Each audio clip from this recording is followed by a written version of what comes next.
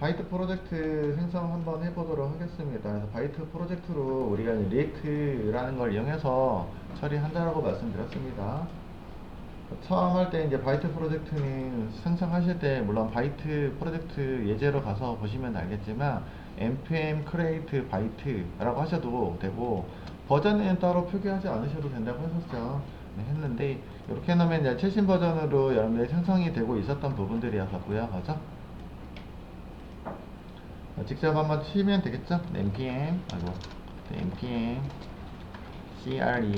create byte 마치 우리가 데이터베이스에서 그죠? create 해가지고 유저 생성하듯이 비슷한 용어 쓰고 있긴 하죠. 네, npm이라고 하고 있는 노드 노드.js 패키지 매니저먼트라고 했었잖아요. 그죠? 패키지 관리하는 명령어를 통해서 생성하시면 되겠고요. 꼭 바이트 요거 npm 아니어도 여러가지 요소 있다고 말씀드리긴 했었어요. 네, 거의 많이 사용하고 있으니까 요걸로 이용해 보도록 하고요. 저희는 버전을 최신 버전으로 일단은 생성해 보도록 하고요. 그랬을 때 내부에서는 이제 npx라는 명령어를 통해서 네, create byte를 실행하고 있는 것 같고요.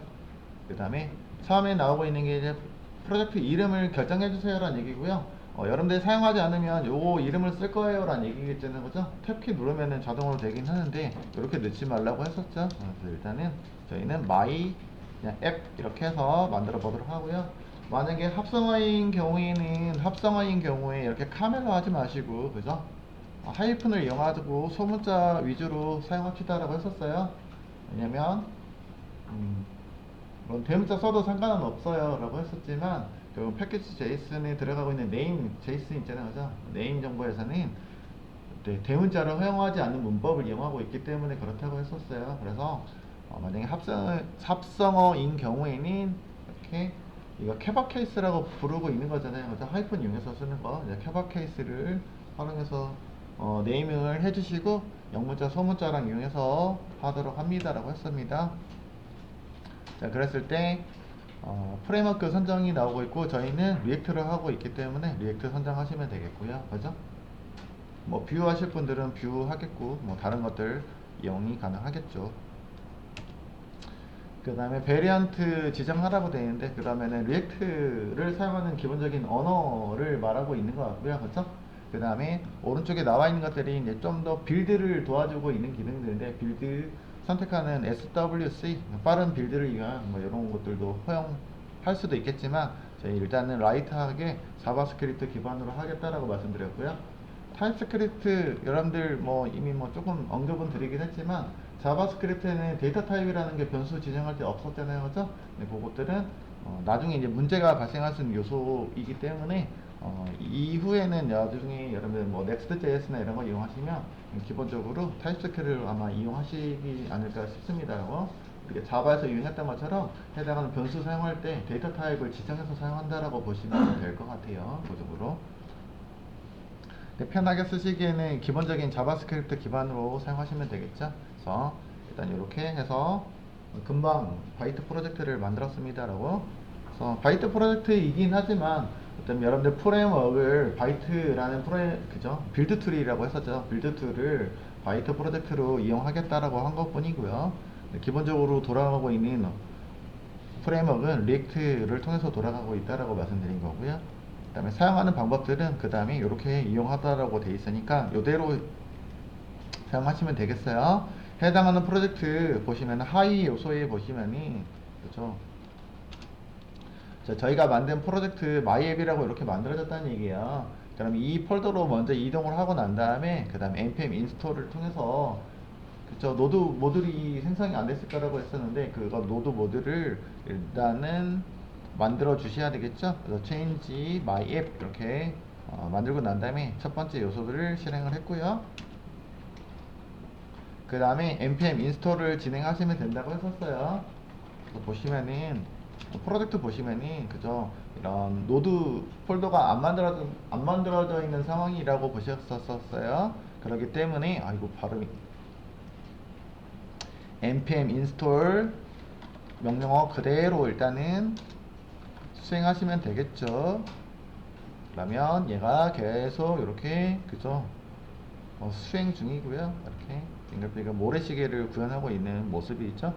그랬을 때 npm 모듈이 만들어졌을 거라는 거. 현재는 폴더 보시면 퍼블릭 뭐 이렇게 src 폴더 있고 나머지 기본적으로 설정 파일들이 설정이 되어 있었는데, 네, npm 인스톨 했었을 때는 그죠, 노드 모듈 폴더가 생성이 되고 있고요. 그 다음에 패키지 락 제이슨이 생성이 되어 있는데, 아까 얘기했던 것처럼 해당하는 패키지 정보들을 일단은 지정되어 있는 패키지 버전 정보나 이런 것들을 그죠, 수정하지 그죠, 요걸로 결정했다라고 보시면 되겠어요. 그래서 나중에 협업할 때나 이런 것들을 여러분들이 클론하거나 그랬을 때 해당하는 모듈에 맞게끔 라이브러리들이 형성이 되겠다라고 보시면 되겠네요.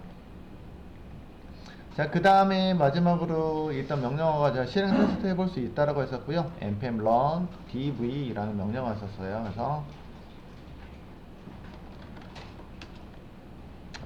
npm run dv라고 해서 실행을 테스트 해볼 수 있고요. 기본적으로 지금 51173 포트 번호 이용해서 여러분들이 생성하실 수 있고요. 그죠? 컨트롤 클릭 해주시면은 일단 기본적으로 이렇게 띄워주고 있는 게 이제 프로젝트 기본 요소였죠. 그래서 바이트 프로젝트로 일단 해서 리액트를 이용한 프레임워크를 이용한 어떤 요소들을 확인할 수 있고요. 기본적으로 이렇게 세팅되어 있는 화면을 제공하고 있습니다라고 했었고요.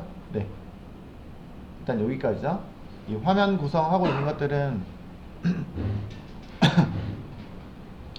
일단 컨트롤 C에서 나가시면 되겠고, 이제 종료는 가능하고, 일단은 파일을 한번 열어볼게요. 그래서 코드 치시고 그냥 점 현재 폴더를 열어주세요 라고 하시면은 그죠, 새로운 폴더 열리면서 이렇게 마이 앱으로 들어가고 있죠. 그죠?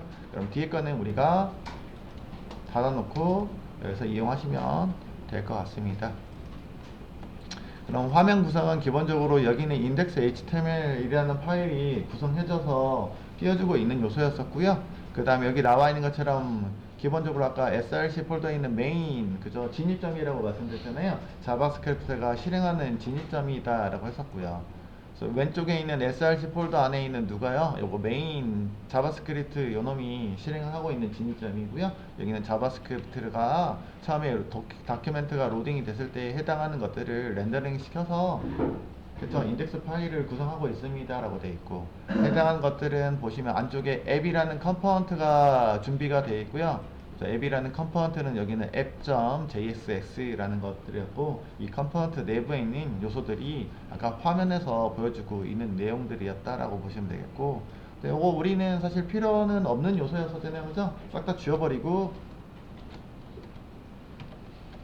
여기다가 다시 디자인 하실 거예요. 그죠? 우리가 이제 새로 디자인을 할 거예요. 그래서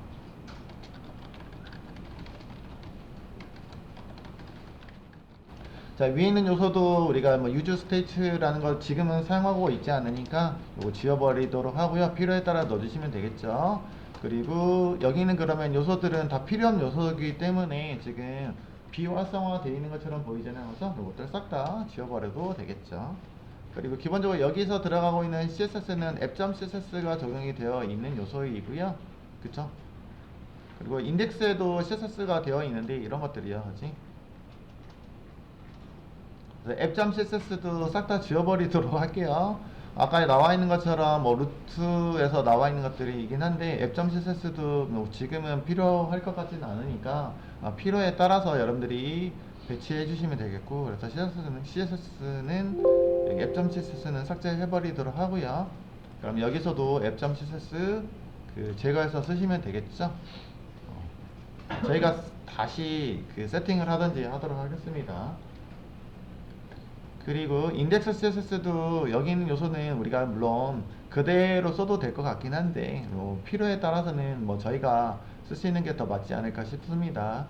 그래서 여기 있는 요소들도 싹 다 지워버리도록 하고요.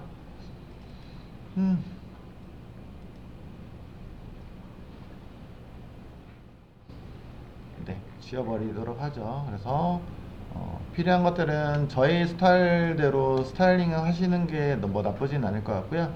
버튼만 가져갈까? 그래서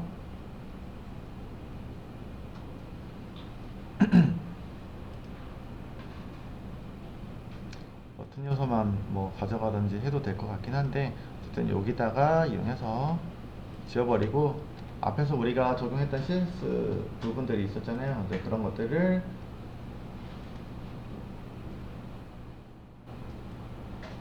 이제 넣어서 쓰시면 되긴 하겠죠. 일단 넣어놓고요. 네, 일단은 요것들은 뭐 결정하고 난 다음에 나중에 사용하도록 하겠습니다. 이렇게 해서 저희가 리셋하고 있는 요소들 그냥 집어넣는데, 뭐 필요에 따라서는 기본적으로 제공하고 있는 것들을 정확하게 알고 있다면은 그거 그냥 그대로 이용하셔도 된다고 했고요. 또는 reset.css가 있다라면은 그런 것들 적용하셔도 된다고 했고요. 그래서 저희 거에 맞게끔 일단은 처리를 했다라고 보시면 되겠습니다. 그 다음에 해당하는 것들은 저희가 클래스 이름들 공통적으로 쓸 것들 전역으로 일단 배치하고 있는 요소이긴 하지만 아직 사용하고 있지는 않는 요소이긴 해요. 네. 일단 실행 테스트 아까 제가 껐었으니까 다시 한번 들어간다고 보시면은 그 해당하는 폴더에서 아까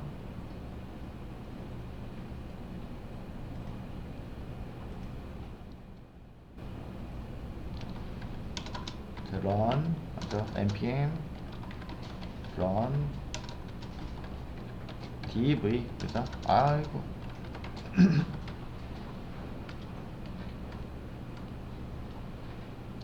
해서 실행하시고 보시면은 그죠? 물론 제가 끌 필요는 없었지만 네, 꺼놓고 일단 했었는데 오호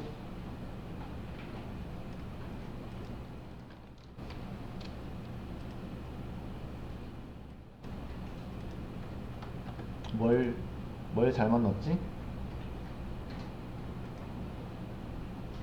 이거 뭐 빼먹었나요?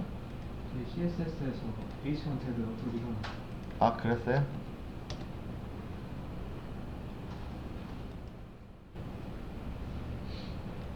CSS의 어디? H1 태그?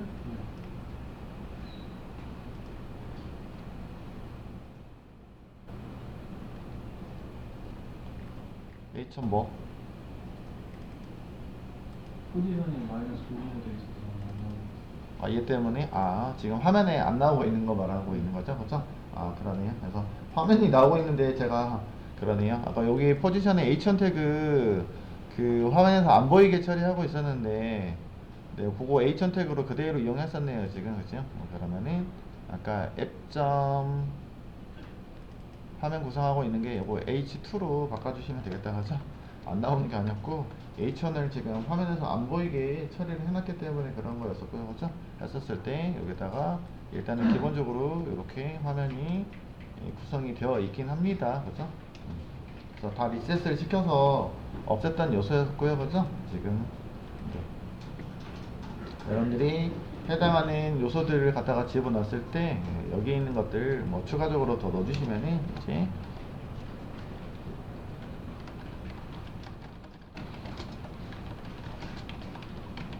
반영이 될 거예요. 그렇죠?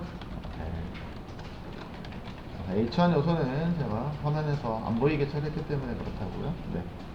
쭉쭉쭉 반영이 될 거고요.